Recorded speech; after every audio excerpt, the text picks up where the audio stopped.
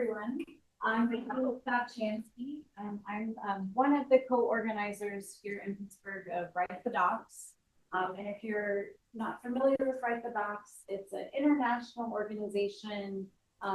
It is comprised of both practitioners of documentation creation, and I mean that in like a really wide sense. So like developers, designers, technical writers, UI text writers, as well as some academics as well, although it does skew a little bit more professional. And we have conferences, so we have one coming up in May in Portland, if you're interested. If you're interested in presenting at a conference, talk to me and I can give you more information.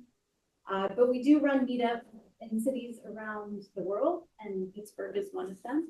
And so thanks for coming out tonight to join us. So I will introduce our speaker. We'll have some time at the end for Q&A, some announcements, and then some time just where I encourage you to greet the people around you if you haven't had a chance, because one of the goals of Write the Docs is network as well. So Sugu Ishizaki specializes in writing, communication, and user experience design with over 3 decades of experience in both academia and industry. He is currently a professor of English at Carnegie Mellon University, where he directs its professional and technical writing programs. And his research focuses on designing AI-enhanced writing environments and computer-assisted rhetorical analysis. Prior to his current appointment, he was the senior staff engineer at Qualcomm, where he worked on research and development, as well as product management of early mobile applications. And previously, he served as a faculty member at CMU School of Design, and he earned his master's degree and PhD from MIT's Media Lab, and is a past president of the IEEE Professional Communications Society. Hi, everyone. So I'll just make sure this is running. Okay, that's running. Okay, so I'm going to talk about future writing and writing interaction. From my point of view, I've been doing this research with my colleague here, David Koffa, who's sitting right there. So we've been working on this, supporting writing education and writing students in classrooms and outside classrooms in the past 27 years. We started our collaboration in '98. So we started using like a natural language processing, artificial intelligence, and things like that to support writing. So I'm not going to repeat a lot, but there's a lot of people that helped us and collaborate with us here, just acknowledging them that we're working with many people here. And so let me start with a scenario to just see what kind of settings and context we're looking at. Have you had dinner? Okay, so this would be a good, like a visual appetizing event. And so let's see cheese. And so if you look at a website like these, like there's cheese, a name, and there's this thing called here, it's called tasting notes. You might know this, but I fitted this so that I could ask you this question. If you have these kind of like cheese online shops and things like that, or if you go to a cheese store, if you happen to like cheese, there's a little sign with little descriptions and things like that you see next to cheese. So what do you expect to find in tasting notes? Yes. Sensory information. Mm-hmm. So smell. What does it smell? Mm-hmm. What does it taste like? Right. What's its mouth feel? Mm-hmm. Anybody else? Metaphors. Yes. Metaphors?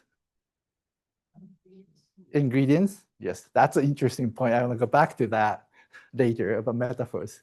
So these are the typical things included in tasting note. Why am I talking about tasting notes when I'm talking about AI and writing? But we'll get there in a second.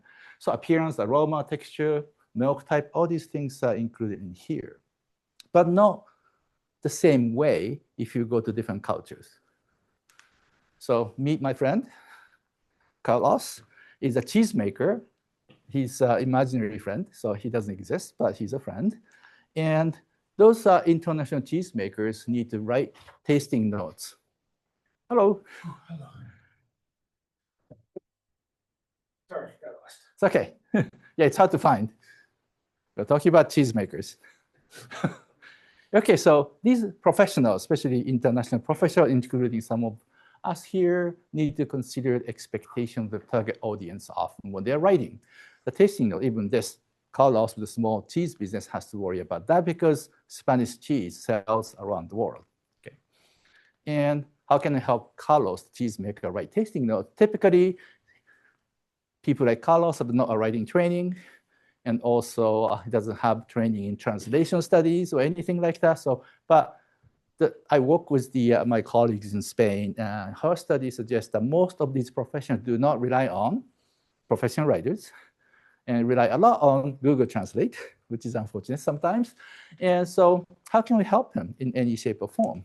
So what we did is that we have these two tools that we have developed in the past many years called corpus analysis. So really we have a tool to analyze if you give a group of writings, in this case tasting notes, it gives you a sense of what kind of writing strategies it tend to use in this group. So we're going to compare Spanish writers writing tasting notes and American cheese manufacturers writing tasting notes. And here is a tool, more recent tool, which is based on AI called myProse. This is a tool that supports writers, and often non-professional writers, not like many of you, to really support their writing processes, okay? So going back here, tasting notes, okay? I picked from this one website different cheese products. And first one is Spanish cheese. We collected like, 30 Spanish cheese tasting notes. We did use DocuScope corpus analysis tool to analyze.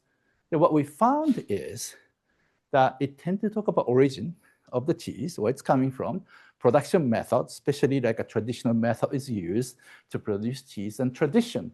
So these are highlighted here. Excluded from raw milk and aged for minimum of 8 months. Those are processed, things like that, right? And when you look at most of the US cheese, you find something different, sensory experience, something like first with the buttery and milky overtones. And definitely pairing. When you look at Spanish cheese and wine, pairing is often missing. And in American tasting notes, like pairing with like a chicken is very common. Barbecue is common, okay, things like that. And also character-based stories, which usually not there in Spanish-based cheese and wine and tasting notes, which is like operation based in somewhere and started by grandfather, or some of those stories around the cheese product is more common. So if Carlos is writing this tasting note for American market, but remember this is one website. When you take these tasting notes from different countries and compare them, they're written differently, but they're all in one website. So if you're targeting possibly American audience, then do they want to write like American cheese manufacturers? They might need to think about that. So our goal is not to make that choice or decision, but give Carlos, the writer or manufacturer, the information about, okay, American manufacturers in small cheese businesses are writing like this. And I did that with Japanese cheese manufacturers. There's a lot more metaphor there, which I didn't find in like Spanish. It's like just tasting like a snowfall of this or that, and it's like, I have no idea what that tastes like, but a lot of Japanese cheese tasting notes are short, and a lot of metaphorical references are there. So going back to this. Okay, so that's the difference we find. So like we do a rhetorical analysis of types of strategies that each of these different groups of writings using. I'm gonna switch to a demo here a little bit. And so the tool that we have, a tool that we have is, we're not gonna show the DocuScope part. That's like a text analysis tool that we have. And if you're interested, I could talk about that later. So this is the tool that we have developed recently called myProse. It's for writers. And let's say this is the tool for writing. And what we start with drafting. And what we emphasize is that some of those people are not really focusing on content. So we ask them to really focus on ideas first. And so that you don't have to be really worried about, like, am I writing correctly or not? So I'm gonna just show this is the cheese, like sort of like a bulleted list of notes that you start with. Carlos will be writing this and typing notes, like a bullet list of like key features of the cheese. What we do is let's take this. What we have a tool. By now, we developed this like a few years ago. By now, it's not a surprise that we could turn this into a paragraph from notes. So what we have done here is that you could use like ChatGPT to turn like bullet lists into notes easily. Any of the AI chatbots could do that. What we did here is to constrain the AI backend in such a way that it's more like a mirror image of the notes. No new ideas added, no improvement is made, no missing information is added, things like that. And this is, we tell students and writers that this is the starting point. Sometimes it takes time to get to the starting point. Here you have to like read it and edit it, or add your voice, tone, things like that could be really improved. Or you might realize that, oh, I have to add more thing here. I was not putting this in the notes. So this is where like a first like a brain dump notes could be created here. I'm going to get into a little more later about the writing process and why this is okay, rather than like asking them to write from scratch. So then if you if you think this is okay, we just replace this. Do the same thing here with make a paragraph prose from this set of notes and paste it. So you have a piece of text. Now, if you keep doing this, you're going to have a little draft of tasting notes. And here is the like a draft and human edited version here. And now we're switching from like a drafting to reviewing. Now we have here, I forgot to mention that like we create this thing called in the writing environment, we have a thing called expectations based on the corpus study that we have done. So here might be a little too small, I could zoom in. And what is the name of the cheese? What is the cheese produced? These are set of like implicit questions that readers of the tasting note will be asking in their head. So we kind of like write it down so that the writer is not going to miss what's expected here. So we have these. And food pairing, you could see that this is a US-based like expectations, for example. Like a Spanish-based expectation wouldn't have food pairing as an expected part of the this type of text. Okay. Now, once you're done, we could check to see if these expectations are met. So here, let's just pick one. What is the cheese? Where the cheese? How is the cheese produced? Okay. Here, we can see here. What's working? Production methods mentioned through aging process and traditional method, but lack specific production steps. Consider this. Okay, based on this expectation, and we'll make the suggestion. This might be done. So this is like sort of like a working with a colleague, working with your supervisor or coworkers, making comment. You might want to improve this way. Doesn't mean that you take all the advice. So this is like a advice. It's targeted well enough based on our feedback we're getting from students, but it's not, you have to decide, should this be addressed in my text or not? It's up to you to decide whether this suggestion is meaningful to this particular context or not. So I have these different ones here, but when you look at here, we intentionally didn't make the food pairing in this because it was written like a Spanish tasting note. Here it says,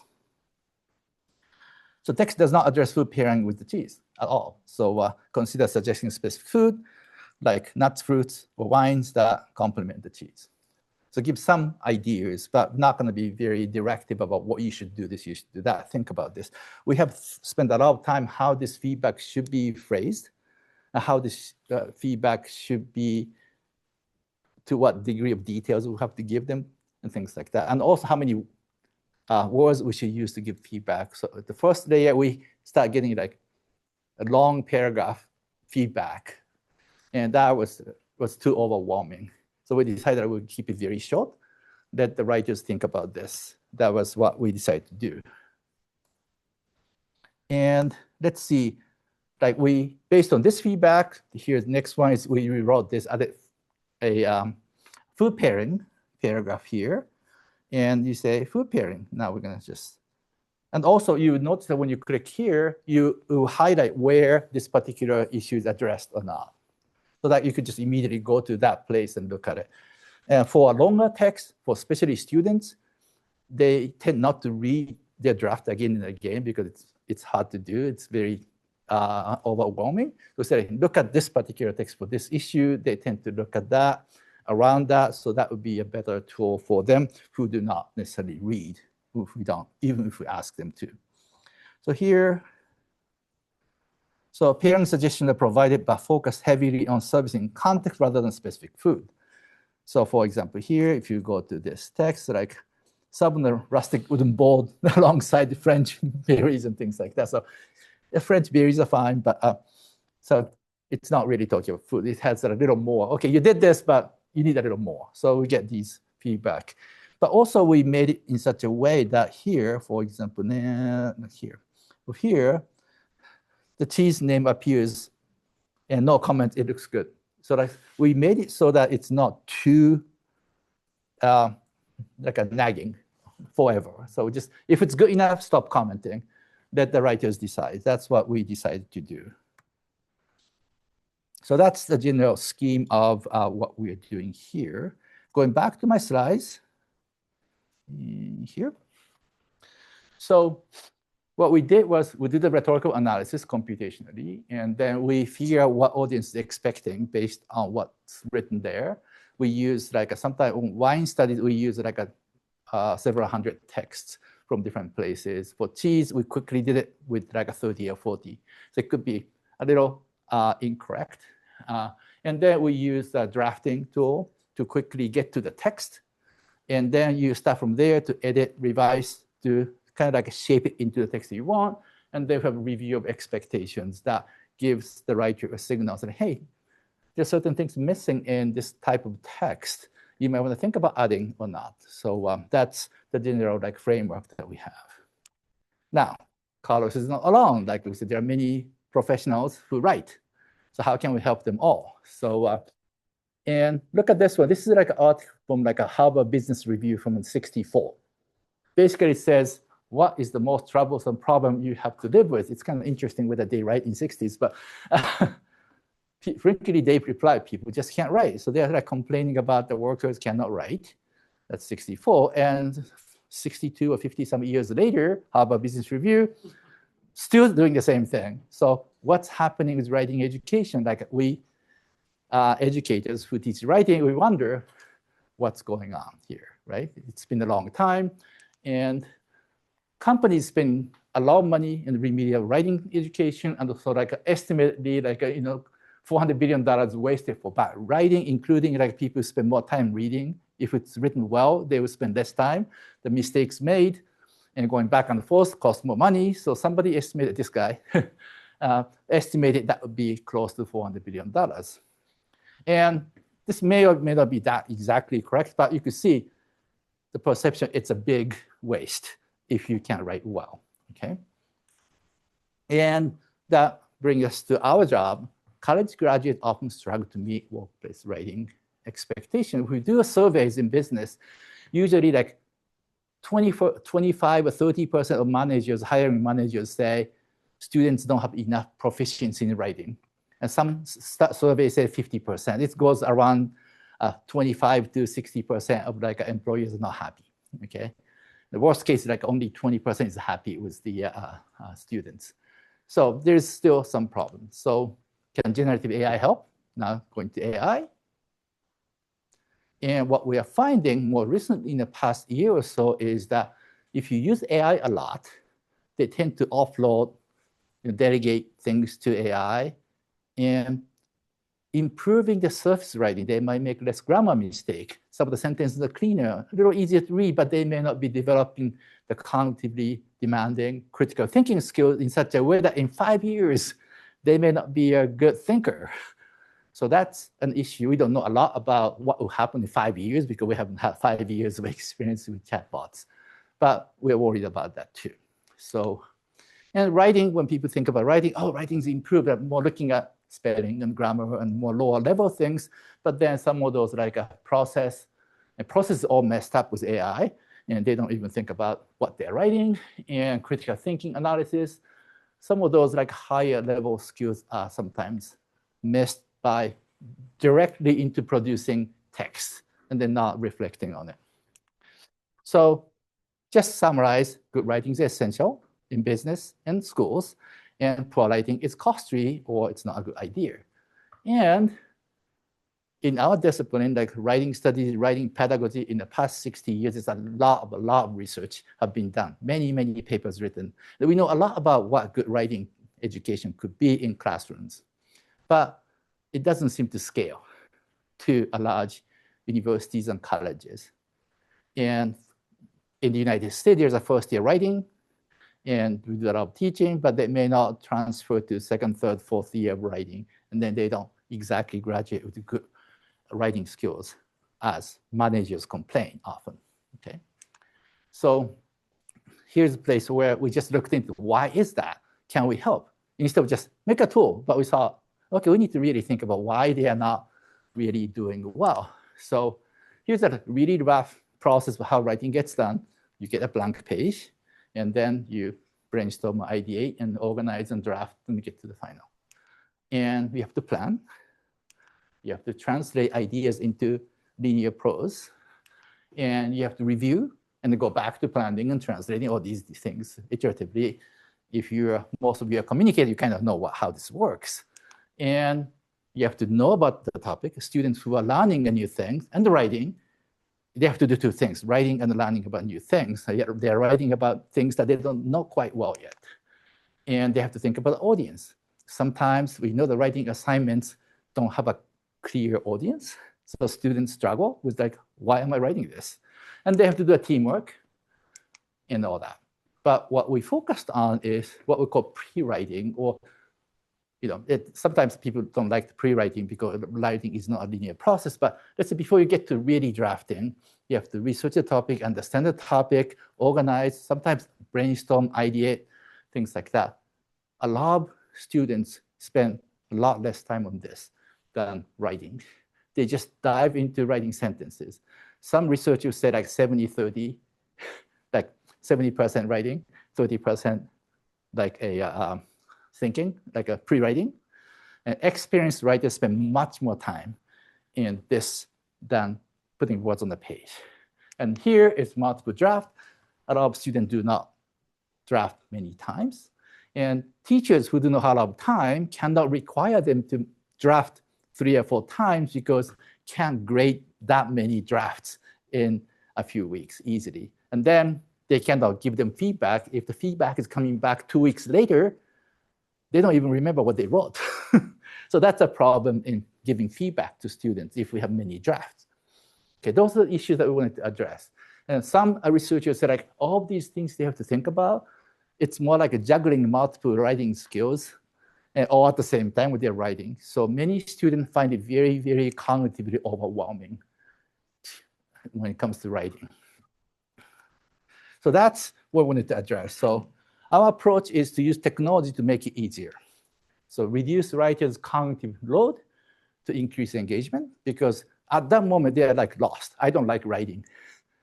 And many students come to us and say like in engineering, computers, I came to engineering because I didn't like writing. So that's a common thing. And also, they believe that writing is subjective. Writing is graded always subjectively, and the writing requires talent and gift. Okay, writing is not something they could learn to improve. But then they're all shut, right? They don't even, like when they take a writing class, they don't improve if they believe that writing is a gift.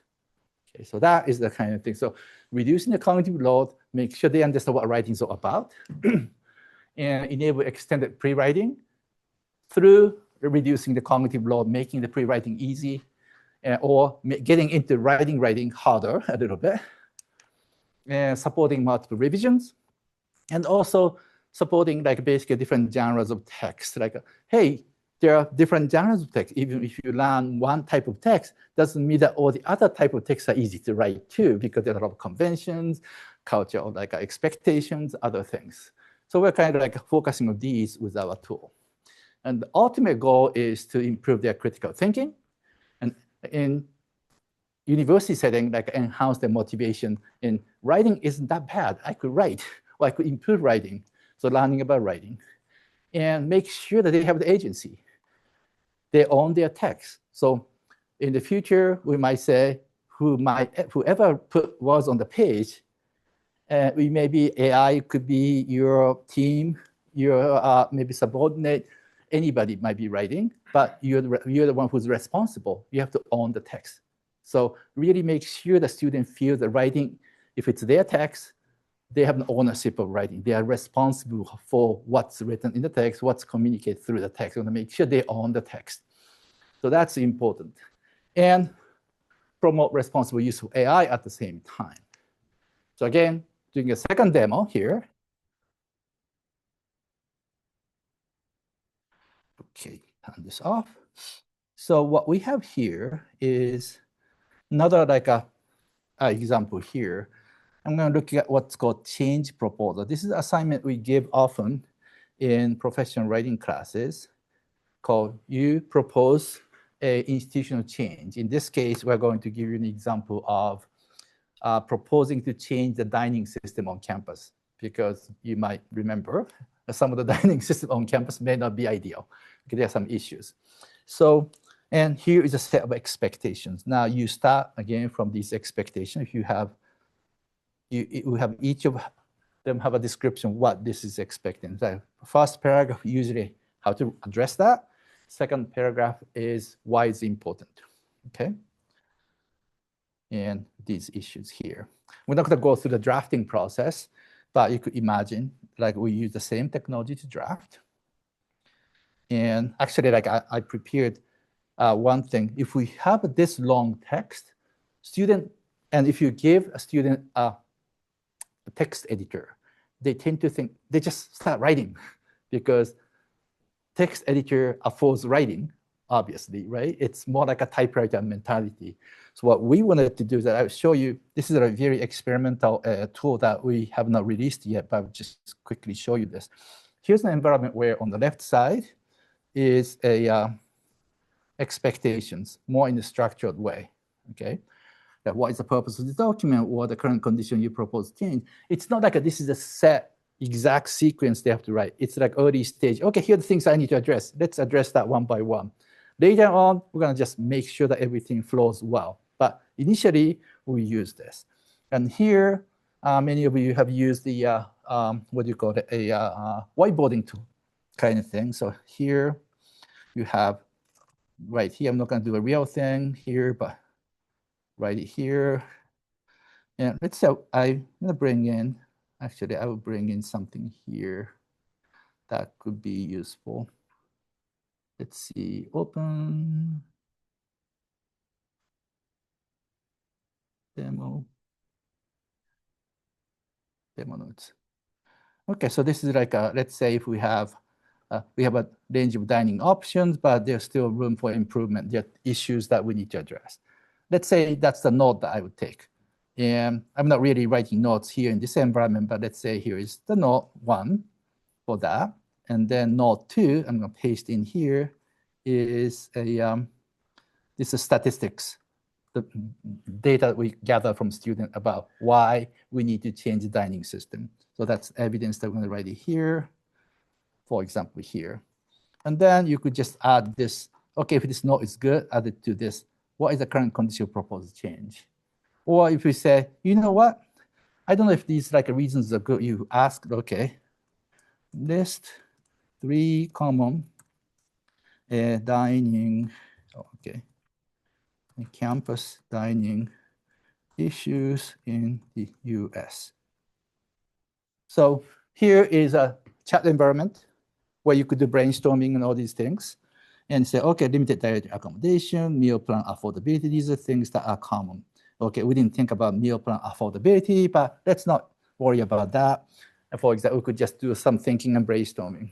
And then if these notes are good, the idea is that we want to encourage thinking in notes, thinking with like a sketchy ideas before they start thinking linearly into writing. So this is like what we call an associative thinking space. And then slowly associative thinking would be done into more linear set of prose. So then here we could do, okay, now before we get into prose, let's check the expectations for these particular things here. And then say, okay, the text identifies specific dining issues with supporting survey data. It looks good.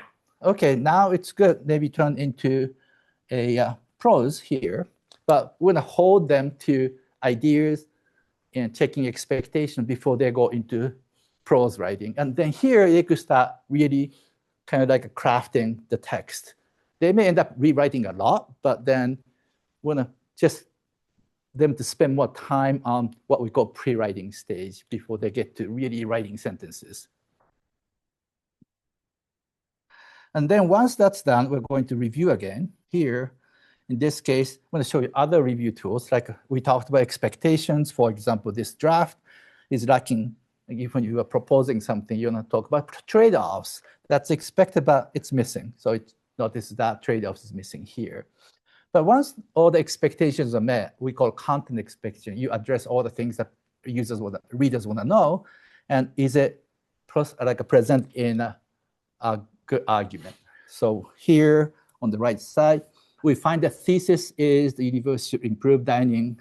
I'm going to just dining services by accommodating food allergies, offering organic option, ensuring ethical sourcing. Okay, and we say, hey, you use these strategies in this writing, and student might say, I didn't know that I used strategies, but I did.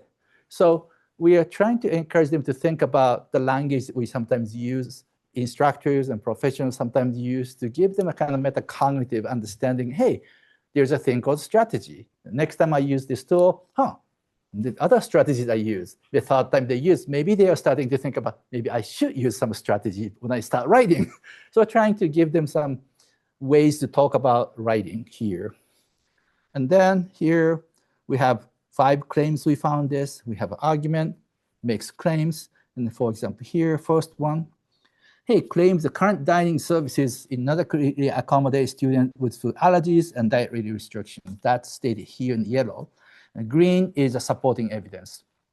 And it says, consider providing specific examples of allergy-related incident or student testimonials. So really want to make it concrete, basically. Hey, that would make it strong.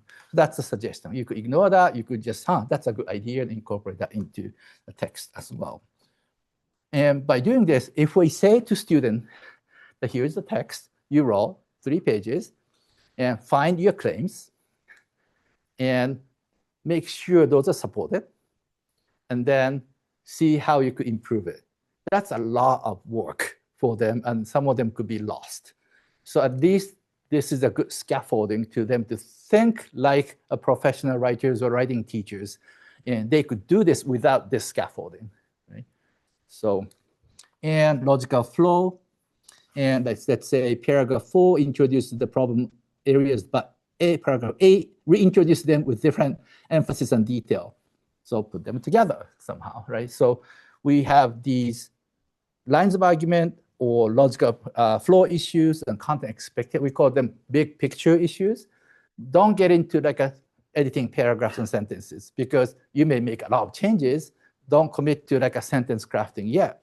But then once these are generally taken care of, we have fine tuning, like here paragraph clarity, look at each paragraph to see if sentences are flowing well. Let's see, the opening sentence promises an approach but delivers 3 questions without clear connection. Think about that. And then, so these are the things that we find for like 6 paragraphs issues that I found. We have David and I identified about 21 possible like flow issues that could happen in a paragraph in general. So we can try to catch all of these possible paragraph flow issues. And sentence clarity is more about looking at individual sentences. This is like a old work that we did many years ago. And this is not AI, but just simple natural language processing. And each of these lines is a sentence. You have a question? No. Okay. And the squares are noun phrases, and triangular circle are verbs, okay? And blue circle is a be verb, and triangles are more like action verb-like things. And when you use this, what we say to students is that if you have tons of noun phrases or tons of ideas in a single sentence, especially if you're not a good writer as an undergraduate student who's starting to learn to write, often sentence is complicated. Well, a lot of ideas before you get the main verb, then you might want to do something about that, because what's happening? Ideas, and then there's no action. So that is something we're going to say, hey, look at this, and here's the verb. But if it's well written, sometimes clauses are well structured so that many ideas may work possibly well if it's written well. But we say these are places to like spot check first. Then instead of saying, hey, you have written 3 pages, check each sentence and see if each sentence is hard to read and revise if it is. So that's a little more overwhelming. Again, we're not talking about like super motivated writing students here. So like click this and check it. Students love this tool, we heard that. But then what they end up doing sometimes is that sentence is problematic, but they start reading around it. Not just fixing that sentence, but splitting that sentence into 2 sentences. You have to read the sentence before, after kind of thing. So anything we could do to bring the student back to the text is a good idea. And when you're thinking about more students are not reviewing drafts, okay? And we look at professional tones. It's processing. I pre-processed it. Sometimes it doesn't keep it.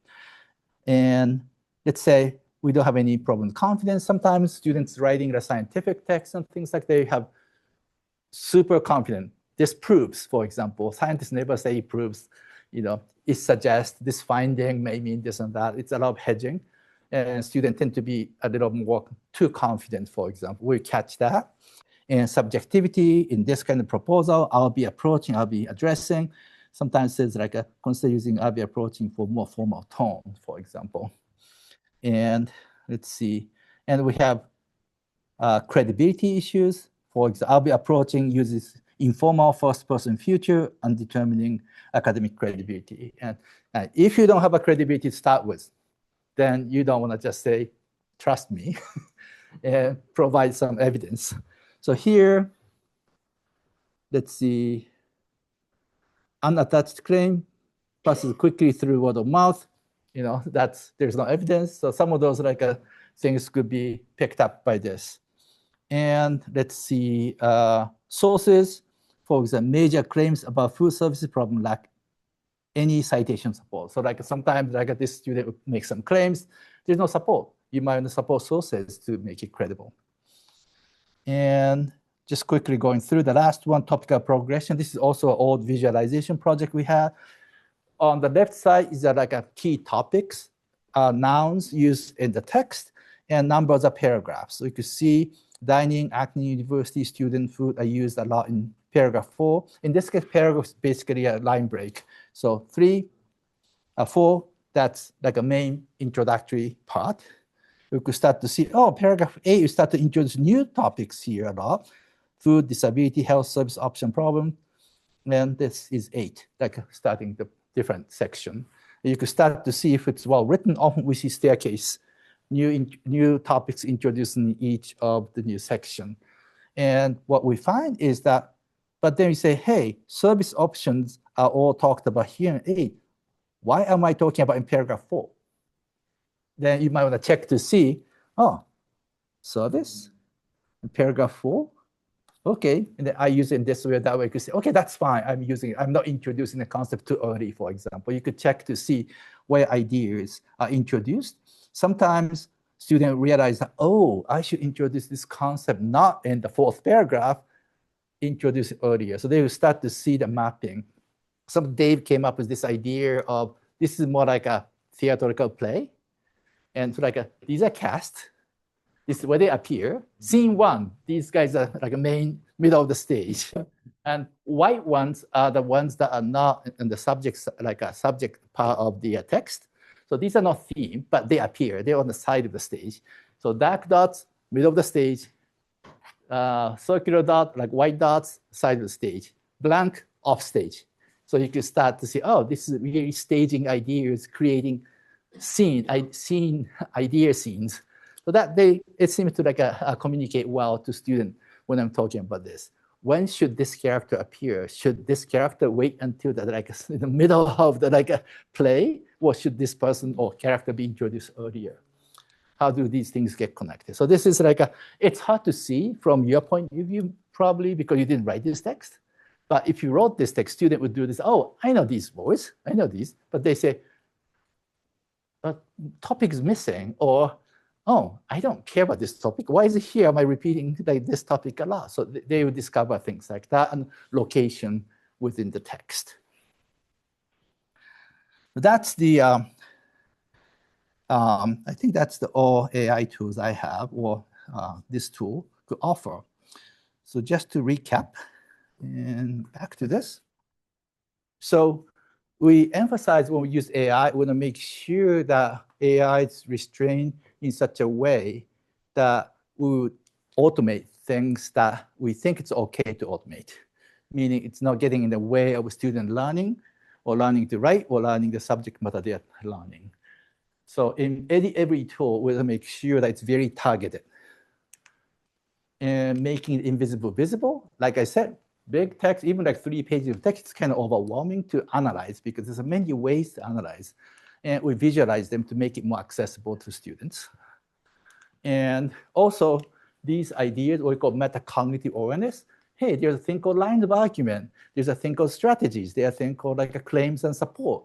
Hey, logical flow and prominent topics. Paragraph clarity has these issues. So those are the language that we and writing instructors often use in describing, commenting. Experts have those things in their head, but students don't. So we're trying to use these words and terms and ideas consistently in the tool, so they will start to recognize. One of the things that we heard from some of the students and instructors is that with this student who came thinking, oh, writing is subjective, or writing the gift, start to see that writing could be learned, could be explained, could be discussed in a more objective way. So that's something that we're learning. So we're trying to really promote the idea of like, so like our feedback is mostly descriptive. You did this. There's some comments like consider this, consider that. I talked about that, but we have not added those until generative AI because we couldn't do that easily. But also we really focus on you did this feedback. You did this, you did that. So see, what you did is what you wanted to do. Like here's the topical map of your topics in the topical map, the dots that I showed you here. And okay, is this arrangement topics what you intended? Or did you notice that you're introducing this topic late or early? So we ask a question like, hey, can you justify all these things you did? So but that's where we start, like writing instructor would look at the text that way and then say, hey, you didn't do this. Why are you introducing this topic later or earlier? We have those discussions. So many of these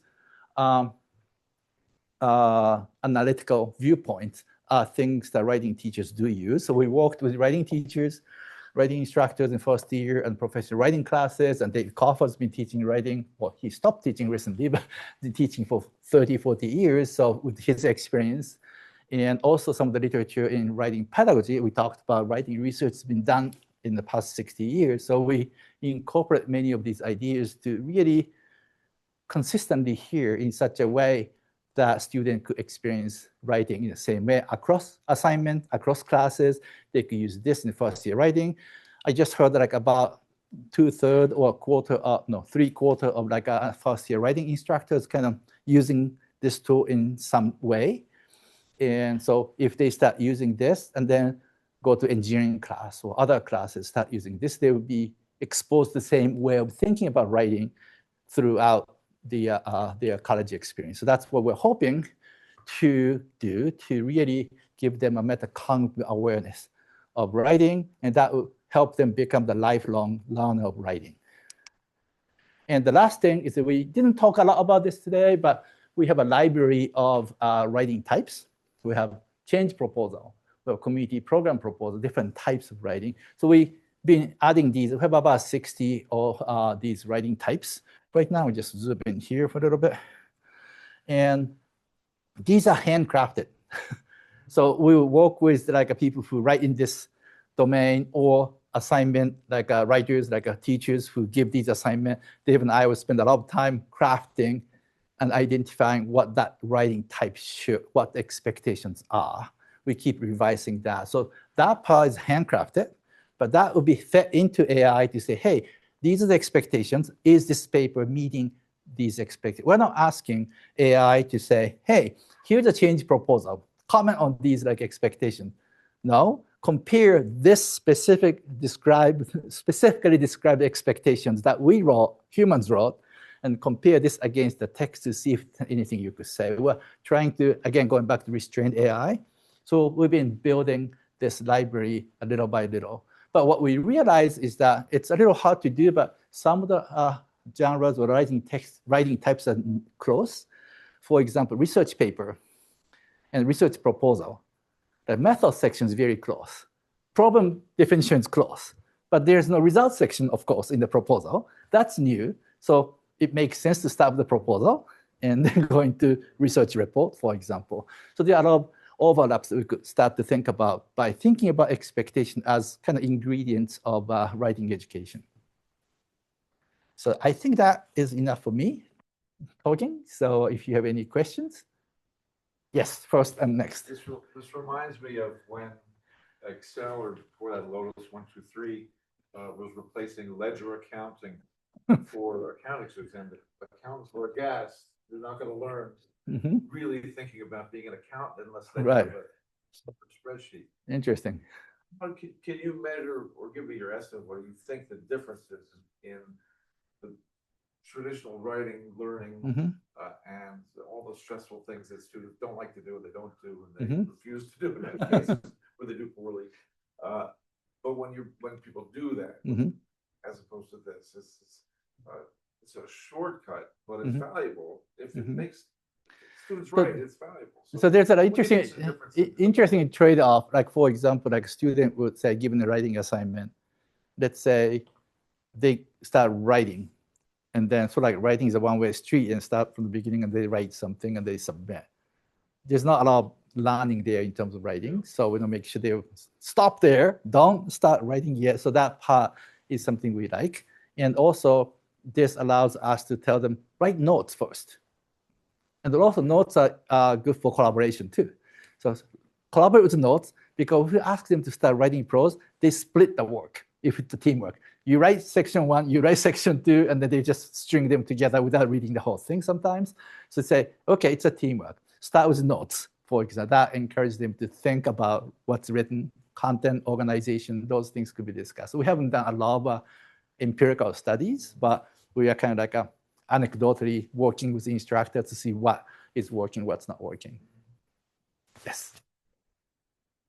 Time you have to spend teaching the tool, Mm-hmm. because so how often, I mean, I've heard a little bit about you using it in some classes, but it seems to me that using the tool over time to get to know all the features and things. So what the feedback is that like 2 years ago, there's a little more complaints, but now usually it's easy enough to use, introduce it quickly. And also some of the like labels and buttons names are kind of mapping well with what they are using in classroom. So it's generally learning curves very, very quick. do they get assignments to, like you said, start out with notes and just use this part and then So in the past years, So there are a few examples I could give you. Like one is, like for example, one instructor is using it to, okay, so you come here with a draft. And in class, you have laptops. Okay, you pair everybody, and then ask myProse to comment, and then talk about the comments together. Like with first your paper, 2 of you would talk about your paper based on myProse comments. And then now look at your paper, and then myProse comment, discuss about that. So that really focuses the discussion, for example. That's one way of classroom. And sometimes the instructor will use this, like I did, as model text. Here's a draft with few problems. Let's see what it says, for example. Here's a better draft. Let's say what's happening here. So like a demonstration. And easier one is go home, write a draft, get the feedback before you submit. One thing. But then one thing that they did, like, okay, I can't comment on details of multiple drafts, but do one draft, use this, and then write a revision plan. Make that explicit, right? And then I would look at revision plan to make sure you're on the right track, and then say you could go revise the text. That's better than like commenting on the full draft, for example. So some instructors are coming up with different ideas how to use this. Sure. do with You already did. Right. Oh, there's a lot of writers in here. Mhm. We didn't have this. But you learned it. We did. Yes. So are you considering taking the backing information you're gathering from this Mhm. and comparing it to any known student data to see if you can analyze if there are certain trends in education in parts of the country that you could address prior to the Mhm. collegiate level student? Because it seems like what you're going to find is where their common failings are, even though they've developed trend sets of all things. That's an interesting point. Like with the tools like this, we have a capability of collecting different kind of data. Right now, we're not collecting anything they write, but we are thinking about which tools do they use most? Is that correlate with their grades, or like find out human judgment writing, or weak student would use which tools, what tools, how much time do they spend on like a drafting part and then reviewing part? Some of those, like we are just talking about what are the kind of interesting questions we could ask, right? We're not interested in, is this product really good? It's not really what we want. Is this particular writing is good or not? It's not what we want in classes. It's more like, is the student developing the right direction, for example, right? So that's hard to collect, like, find out. So we are really trying to find out what kind of question we should be asking, what kind of data we could correct, and things like that. So that's a big question right now. We get here and then, okay, it seems to be helping students, and students' feedback is generally good, instructors' feedback is generally good.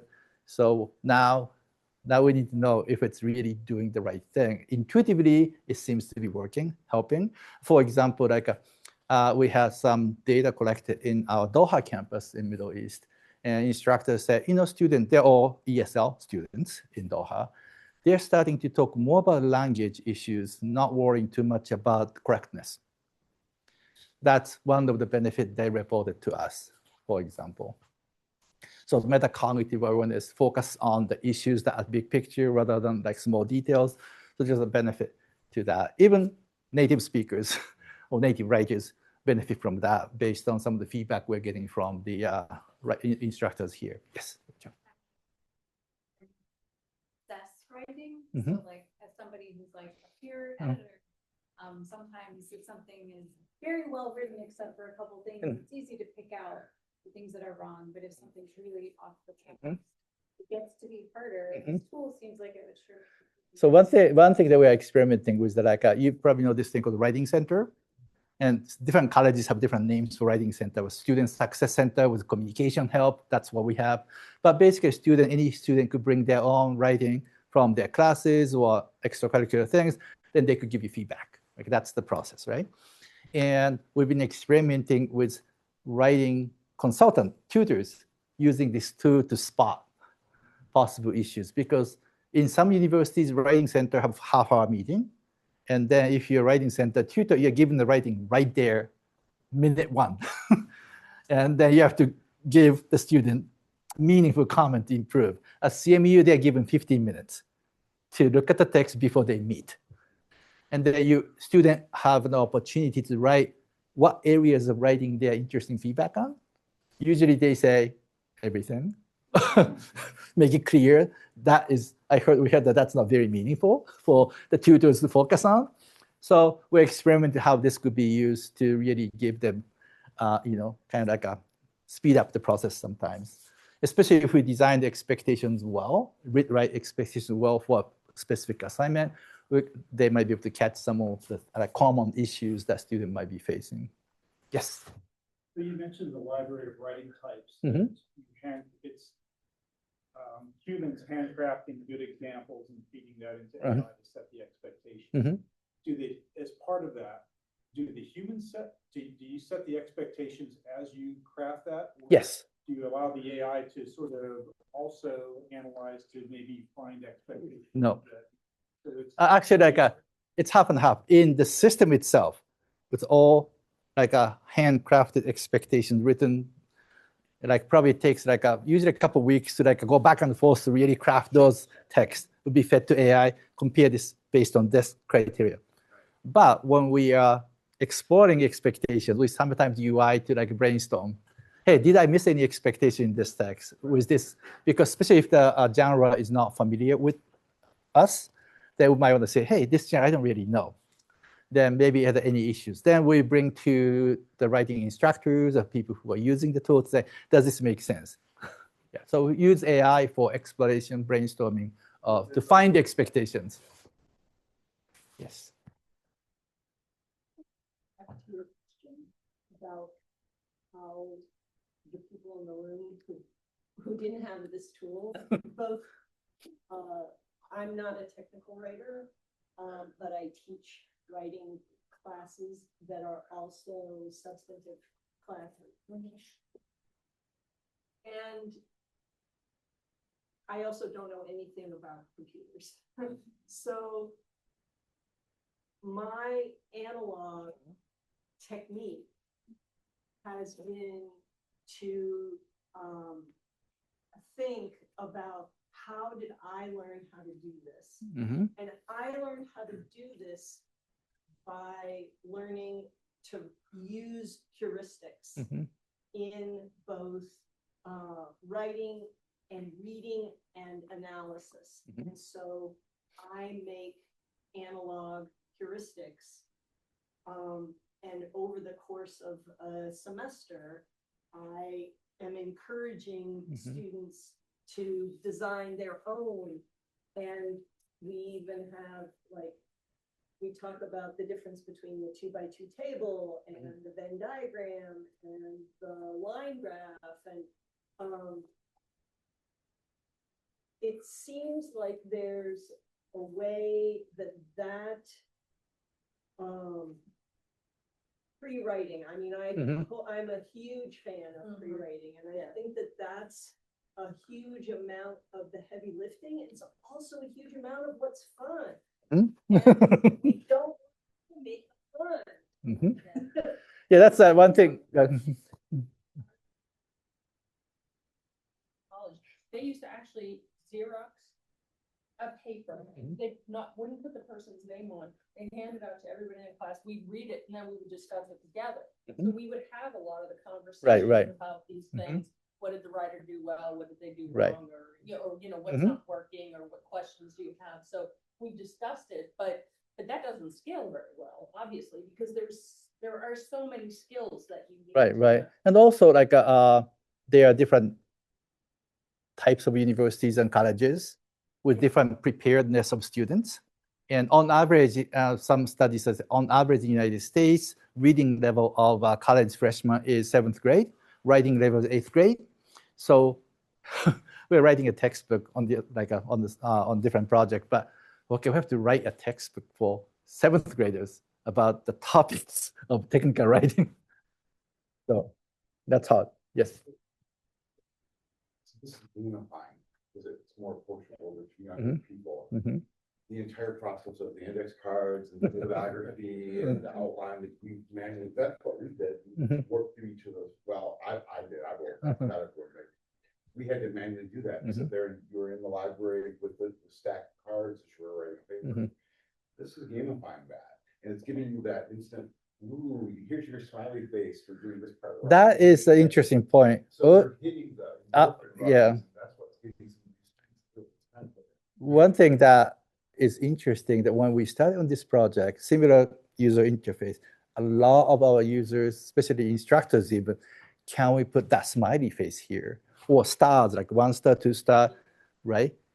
We decided not to do that because we're just trying to be more descriptive, as descriptive as possible. You did this. But then the problem was that we found a lot of students couldn't pay attention to it if we don't give them some suggestions. We wanted to draw a line, but we couldn't. So we just started to okay, sneaking a little bit about consider doing this. But you could ignore this, but you have to make a judgment that we talk to first-year writing teachers. If the consider thing is not relevant to a specific task of the assignment, because we're looking at genre or writing type, right? And then they said, that's perfectly fine. When they get comments from colleagues in the future, sometimes they have to say no, or sometimes they have to make a judgment. So it's the same kind of thing. So they tell that to students. This is one set of comments. Like your colleagues give you one set of comments, I give you one set of comments. It's up to you to synthesize them into the final product. So that's how, it's tempting to gamify this. We try to avoid gamifying as much as possible, even though it does have that sense. Yeah, but then at the end we say, whatever you do, you gotta have to own this text. Even if this says everything's going well, but you may fail your class. So you have to be responsible for what you're writing. You have a question. Go next. Oh, next there. Yes. No, first. Basically, scenario where we're trying to train our developers to be better writers, and Mhm. we really see where this would be helpful. Mhm. Is it possible to upload your style guide and have it give tips on what they might be doing wrong according to our style guide? Yes or no? Technically speaking, that seems to be relatively easy to do if you have a style guide in terms of like sentence structure to terminology, and some of those low level things are easy to catch. And we could add those to this kind of tool. Because we're not in an industry setting, like we're talking about students, so we don't have some of those things, but that seems to be a feasible thing to do. Yes. Like an instructor could put in their pet peeves, like, be really careful about passive voice. Because it means if you're using the passive voice, it can be really hard to figure out who the agent is in the sentence. So like this will catch some of those things in terms of like let's say passive voice could be like appropriate in scientific writings, for example. If not, it's ambiguous about agency, then it will probably catch in possible professional tones, for example. And some of the issues might be brought up here. If not, probably like again, some of those issues could be added to it. So actually, this is a result of getting all these feedback from instructors to add many of the features too. So that's one of them. But we try not to go from the syntax, but also more about the purpose. Like, should this text, if this is like expectation, has to have, okay, is the scientist like so present in this scientific writing that would be flagged to me? It's not meeting the expectation. Or is this person really, is this text showing the agency of the writer well? That could be expectation. It could be captured in other ways. More purpose-driven, like expectation probably would be something we'll use in this tool. Eric? Yeah, one of the harder things I feel like in technical writing is just writing about concepts when it comes to like a software product, for example. The idea of a developer coming up with a thing that they're implementing, but then making prose out of what that thing is, I think is difficult. For engineers, I think they typically, well, they'll know a series of steps, like an instruction set that an end user might need to do, but then they struggle on the part where you actually are conveying the concept of what the goal is for these series of steps. Can this, if it's possible to give something like a series of steps to accomplish a goal, but then it somehow can synthesize the conceptual part of what the end user is actually. We have to look at the specific case, but we have like a writing type for like a procedure instruction, for example. It has different components about